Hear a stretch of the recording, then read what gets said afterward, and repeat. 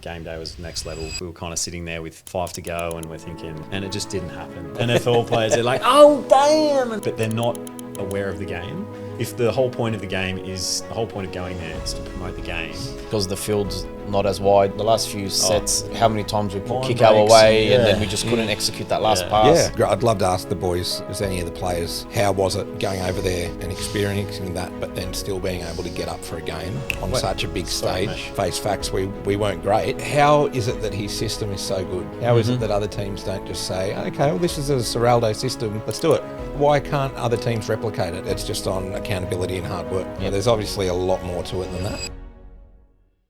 Welcome to Pack Mentality, the Canterbury Bankstown Bulldogs podcast, where we chat footy, mindset and life inside the pack. I'm your host, Matt Attard. My co-hosts, both of them here today, Aaron Eastgate and Josh Ayoon.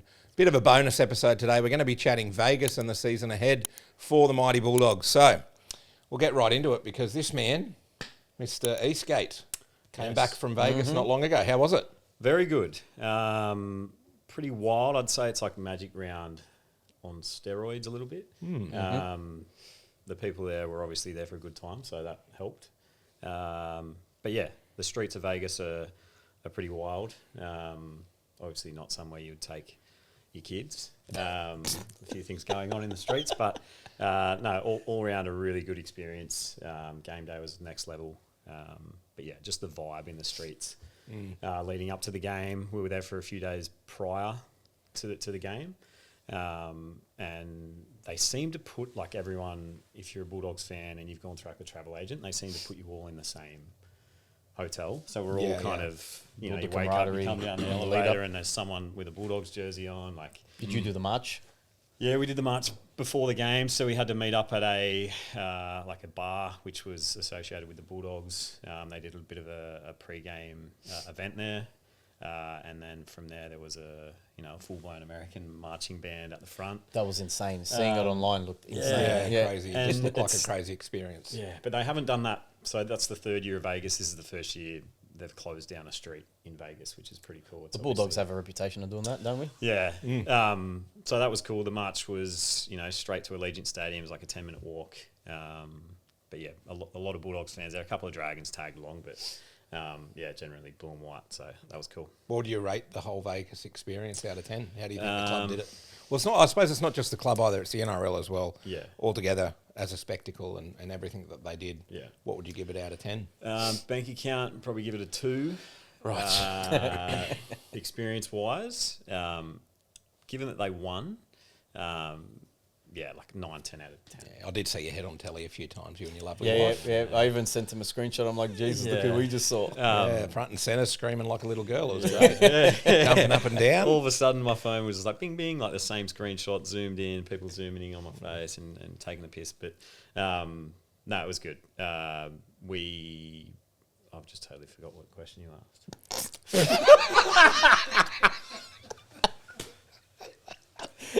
What was the That's what we do here at Pack Mentality. We just go along. I'll just finish off where I went and then I'll continue on. Well, the question was, what would you give it out of 10? Okay, then I said I saw your head on TV. So I'll just keep going from there. So obviously, like, coming away with the win as well, that was a big bonus. We were kind of sitting there with 5 to go and we're thinking, if you come away with a draw, that might be okay. If you go home with a loss, we were rusty, weren't we?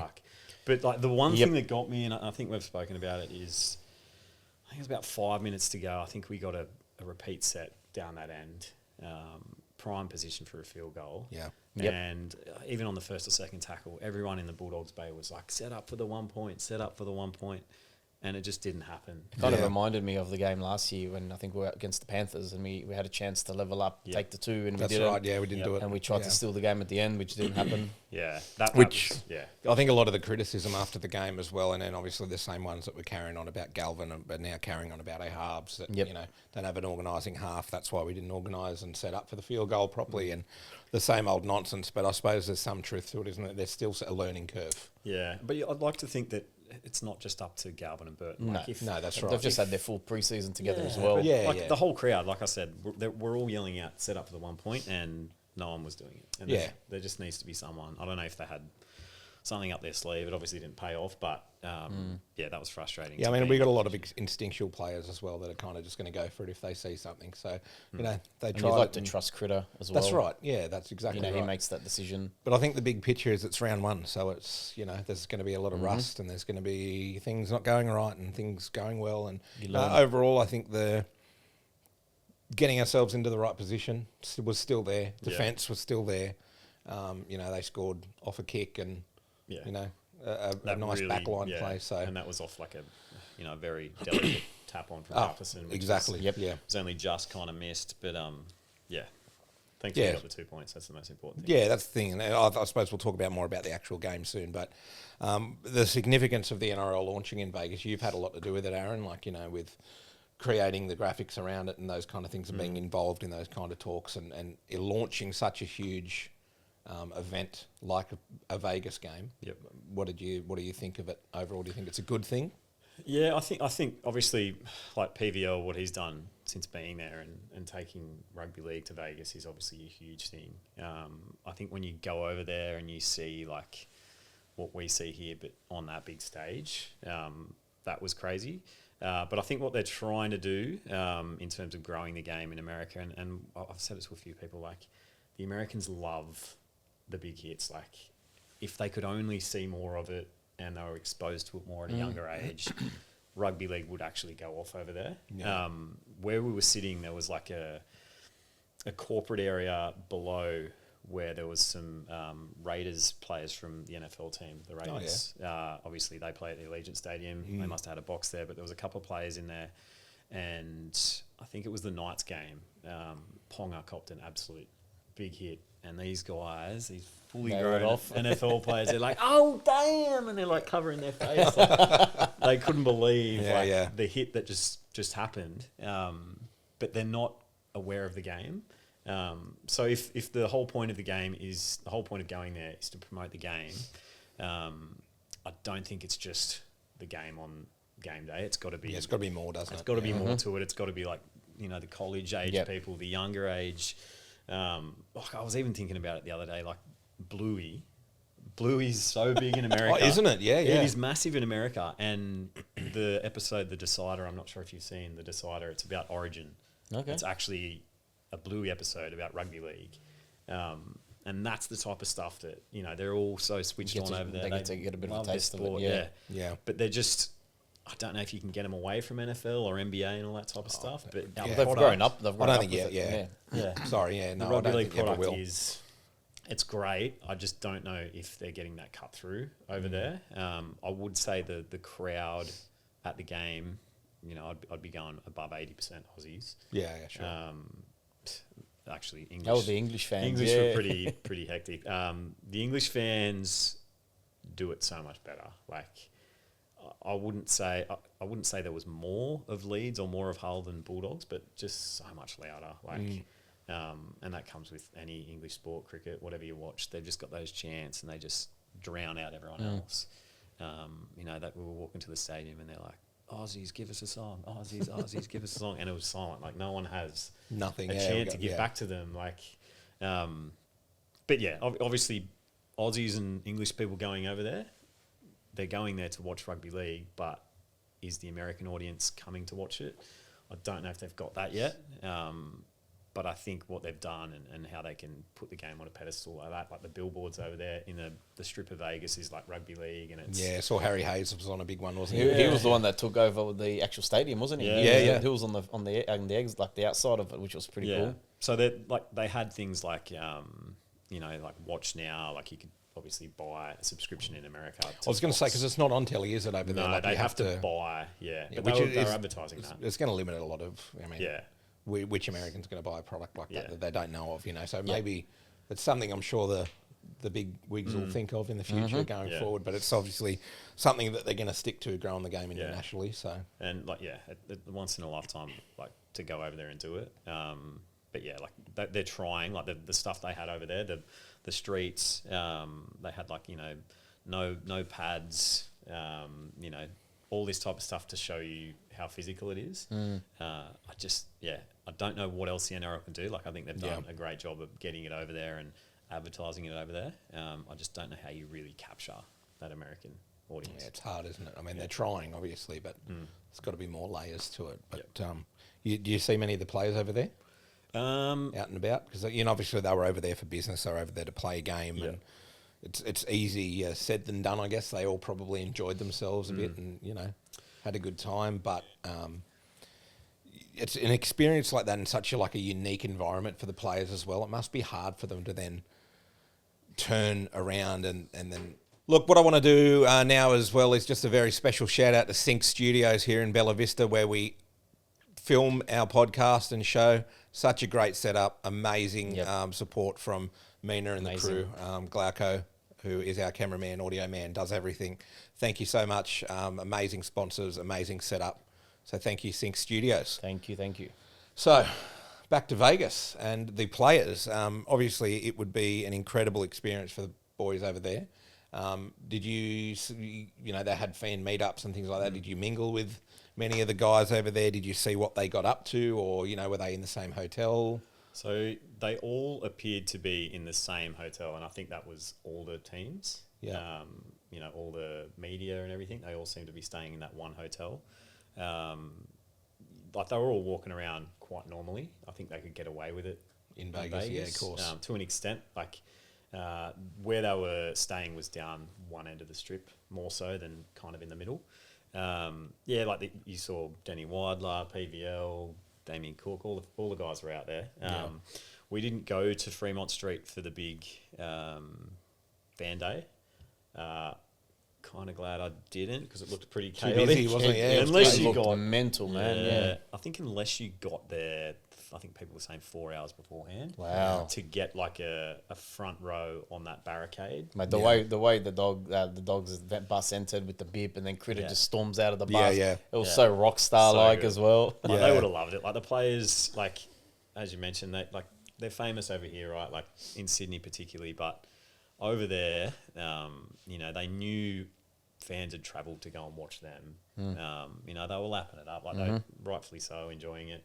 I think the first few days they got there, they were a little bit more off the leash. They were allowed to go and, have a bit of a gamble and a couple of drinks, but they seemed to... Not everyone. Poor old Galvin. Watch some hotel movies. Which is crazy that, you can be 18 over here and get into it. But, they seemed to switch back on pretty quickly, and they got back into gear and, as much as they could back into the regular training sessions, and accustomed themselves to the... they went to the Raiders training facility and did all that. But I'd love to ask the boys, just any of the players, how was it going over there and experiencing that, but then still being able to get up for a game on such a big stage? Mate, have we got Josh Mansour over here? Breathing in the mic. Breathing very heavily into that mic. Just... Must be the name Josh. Thought tried blend in. That's okay. Sorry, anyways, back to it. Off there with his... No, that's all right. Nothing I say is very important anyway, so it doesn't matter. But I mean, it must be difficult for them to go over there on such a massive stage, and Gus and Co and all of them say it's not a holiday. They know what they're there for, and they're obviously professionals. But maybe that played into why we were so rusty. I'm not sure. Yeah. Because let's face facts, we weren't great. No. Got into a lot of really good positions, but didn't execute. Still defended Especially really well. Towards the end of the game. Yeah, that's exactly right. I mean, I felt personally like the crux of what makes us that top 4 team that we were last year was that that solid defence and never give up and always try. That was still there. It was just like the polish. It wasn't there. We were doing things last that pass or the last. Yeah, touch, that's right. Like we were kind of doing things that I haven't seen us do. Could have been also because the field's not as wide, not as. I have heard that. Yeah. Like in the last few sets, how many times we put kick our away and then we just couldn't execute that last pass. Yeah, just doing silly things, making silly mistakes. Not taking the tackle or just taking that moment. Like there was a couple of times there, particularly when Tracy made that break. I remember yelling out, "Just take the tackle," because I thought the play leading up to that would have been a knock on, and then if you scored, I'm like, just settle down. But they were just so keen to get in front and get that try. Yeah, it was like they were like it was like we were behind by 8 and we were trying to score off every play. Play. But look, they'll learn from it for sure. And maybe it was the situation, maybe it was the fact that it was on such a massive stage. I'm not sure, but look, I have complete faith in our coaching system and the systems that Ciro's got there, that they'll definitely bounce back. And whether this episode goes out before our round 3 match, I'm not too sure, but personally, I know I'm looking forward to a big season. And it's hard not to have those expectations after such a great year last year. But do we think, the travel and the hype and the media attention, and do we think that could affect the guys this year just to start the year off? I think they're lucky that they've had the bye. Yeah, the bye coming in now we're very lucky. I think a couple of experiences last year, like was it the Good Friday game and where we had 60 odd, and then it was the other game where we and we're doing the walk to the stadiums, and like on average, what was our average last year? 40,000 a game 40 or something. Yeah. So we kind of gotten used to it, but the travel obviously is all new. Yeah. So I just think, like you think about the teams playing this weekend who went to Vegas. It wasn't that long ago they were over there. Like if they had to come back that next day, I think our guys were lucky that some of them went off to Hawaii, some of them stayed around in Vegas for a few more days because they had that buffer. It's almost like it's still preseason. We're about to start round 1 again. They've taken those 2 points. They've got away with it, and now they've had 2 more weeks. It's a weird time, eh? Yeah. Like you have that round 1 for the Vegas players, and then the round 1 starts for everyone else, and then we have another week off because it's our bye. So it's like there's over a 2-week period where you're just sitting around waiting for technically round 3, but it's like our second game. It'll be nearly 3 weeks by the time. But and then I suppose you can look at it and you can look at it as a negative if you wanted to, and you say, well, look, the guys have gone over, had this massive round 1, and now all of a sudden they're off for 3 weeks. Does that muck around with their body, with their schedule? Are they going to now come out rusty again? But it's just all part and parcel of being a professional athlete. In Ciro we trust, right? And yes, that's right, 100%. And you hear people say, no one from Vegas has really gone on and done much that year. But you look at the Raiders last year, minor premiers, they didn't. Everyone lose many seems games. to forget that. Yeah, they didn't lose many and the games. Broncos. Yeah, so I don't know. It's one of those things that I think people think about, and they like to look into it. If something goes wrong, they'll blame it on Vegas, but I don't think it would make that much of a difference. If anything goes wrong at the Dogs, it'll just be on Galvin. Yeah. Or Burton. Which I want to talk about next as well, because I thought he was amazing round 1, Galvin. Yeah, I thought, I wasn't watching it on TV, but from where I was watching it, he was getting the hands on the ball, he was going both sides. And then interesting the both sides thing, because everyone talks about we don't have a 7, our right side and our left side and this and that. But, I mean, both our halves seem to float around, and people will say that's a negative. We should be sticking one side each kind of thing. But I just don't think that's how we play. I don't think that's how the modern game is anymore. Yeah. You can't have too much of a controlling 7 anymore. You can't kick for touch to time waste and set up a scrum. You can't do those things the way that the game's going with the rule changes and that kind of thing. So, Lockie was great in that round 1. He's very busy. A really nice combo with Presto as well. A great combo there. I mean, and that'll just get better and better. Careful, maybe it was overdone in that first game. Maybe there was one too many of those short balls. Again, that rustiness and that learning curve, But then I look at that as a positive, right? Let's say we come up against the Raiders and they're expecting it, but he goes out the back. Like that's the type of second guessing you want to have happening. And if he's running at that line, that is the most important thing, because he's engaging defenders, whether he throws it to Preston or out the back. Yeah. If it's going to become this thing where everyone's like, he's going to throw it to Preston, he's going to Preston. What they're doing is they're getting those guys to jam in on Preston, but they're leaving the guy on the outside. And then it'll be up to Lockie to make the right decision at the right time, which I think he gets it right most of the time. And I thought the same last year. I thought there were a lot of times during the year when he came into the team at 7 and he made the right decision by just taking the tackle, not throwing the ball, not throwing the hospital pass, not going out the back. You saw that a lot, and that's why he chalks up 18, 19 runs a game. Because a lot of the time he engages the line and he could throw a pass to get away with not getting hit, but most of the time he just gets whacked and takes it because it's the best play. I think everyone's too busy focusing on all the negatives. He won us the game last year against the Dragons when he threw that ball and he put Jethro in the corner.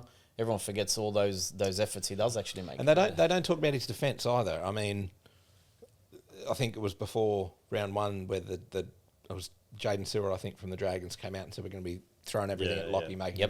He made 35 tackles. He missed 1 or something like that. I loved James Graham this week where he stood up for for Galvin when, I'm not sure who the journalist was, but he was kind of feeling sorry for Cherry Daly. Evans. Yeah, Cherry He's like, I'm going to stick up for Cherry Evans. No, he just had an off game. And Graham's like, hang on. He's like, hang on. You didn't do this for Lockie. Where was this for Galvin? Yep. Like this 19-year-old kid copying an absolute bath from everyone. And Cherry Evans has one bad game and he cops some criticism and he has to get defended for it. Like, I thought that was wild. But good on Big James Graham for sticking up for him. Graham, you can always trust him to have a say. I just can't believe how much attention he can get when it's not like he's an outspoken kid. He's not out there, attracting attention to his... No, it's all to do with, Gus and all this stuff that they keep blaming it on this kid who... Like, he can't do much else. He's doing what he can do. He's learning and, it might take a bit of time for him to become dominant, but I don't think he warrants any of the criticism that he's getting, particularly from Bulldogs fans. I think it's absolutely crazy. And, with that, it's also taken away from the fact that the Dogs' edges have completely swapped sides. No one's commented on that. Everyone's still worrying about the, Galvin and the... Yeah. Which is a strange one. I mean, I can understand trying to... I mean... A lot of people will say it's the best left edge in the comp now, having Critter and Carraz on that side. But with Birdo and it works so well on the other side. Having Critter on that other side where he'll, I don't know. I don't know if it's going to work. I don't know why the change, but seemed to be pretty good in round one. Let's hope it. We've strengthened the left. Now let's make sure the right doesn't weaken now, because you can have a great combo with Lockie and Preston and working Cherry and stuff. Cherry's great as well. Yeah, it's not like he's not a good centre. I mean, he can play. He started out on the right at Cronulla. So I've noticed how much our back three do from the backfield. Oh, mate, did you see the stats from that round one game? But Carraz 28 runs or something like that. Carraz is a freak. Yeah, and but even Montoya 24 runs. Like he was actually. His carries were great. We got more than what we wanted from Montoya in that game, unfortunately. Montoya, he and everyone's still undecided on who that winger should be, but what Carraz does, he's always done it. But I thought Montoya against the Dragons actually made a lot of meters. He was carrying his experience showed. Yeah, and then you compare that. I think I was watching the Para game the other night. Like, there's no other back three who get in there and do that hard work. Like, our forwards actually get a bit of a rest, and these three are like constant. They just Tracy, Carraz, and Montoya. They're insane. They're absolutely insane. You compare it to someone like, we're not going to put shit on any other player or any other team, but just as an example, I think it was Carapana the other night. It might not have been Carapana, apologies if it wasn't, but in that Para Broncos game, and at one stage in the second half, I heard the commentator say, well, here's Carapani, that's just his 5th run of the night. And you're thinking, second half, and he's the winger, and he's had 5 runs. And he's had 5 runs already, that's right. I think that might be because Brisbane's forwards they do a lot more work. They do, bigger. Whereas our back three really help out our obviously a smaller forward pack, and they get in there and they might not be the biggest, but the speed that they run at that line, maybe a cheeky offload every now and then, but. I think even our forwards held their own. Considering Leo was a like, whether you say a late exclusion, but Hughes, King, they did a good job. Salmon had a great game. Hayes playing. Hayes is just. I don't think a guy has a bad game. Yeah, that's exactly right. And it's all part of the Zero system. I'm guessing it's a part of how he wants to play the game and using that smaller lock on those smaller forwards. And I've always wondered, and it's something I want to ask Zero in person when we get him on here for an episode, which will happen. Yes, it will. That, how is it that his system is so good? How is it that other teams don't just say, okay, well, this is a Serraldo system, let's do it? Like, why can't other teams replicate it? And what makes it so special? And what is the system, right? Exactly. That's right. System out, but what is the, if you're a player walking into that club and they're like, right, you've got to learn this system. What are you? And I've heard a few of the guys say, it's just on accountability and hard work. But there's obviously a lot more to it than that. Yeah. And it's, why can't these other coaches replicate that? Do they want to replicate it? And if they don't want to replicate it, why not? Because it is such a successful system. You've heard Ciro and Gus also talk about, if they recruit a player, he has to be a Bulldog. He has to be a hard worker. They don't want anyone that's I guess overly flamboyant. They want hard workers. They want players with knowledge of the game, selfless players that aren't going to put themselves first. Yeah, that's exactly right. So, what are our expectations for the year? What are you thinking?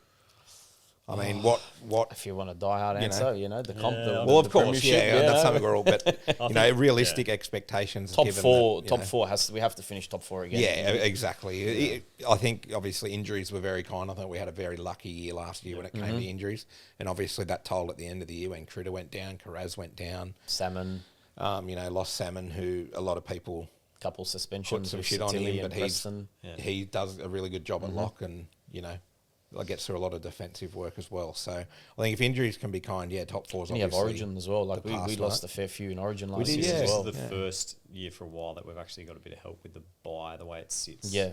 We actually shouldn't lose many people. But you know what? With the new 6-man bench rule, yeah, a lot of teams are going to be disadvantaged come you're going Origin to have time. yeah. Yep. Now, not only does the 18th man miss out, but you've got the 18th, 19th, and 20th man that are all going to miss out. Yeah, that's right. I was thinking about, what are my expectations for this year? And even the game before the Dragons, leading into that, someone asked me, are they going to win?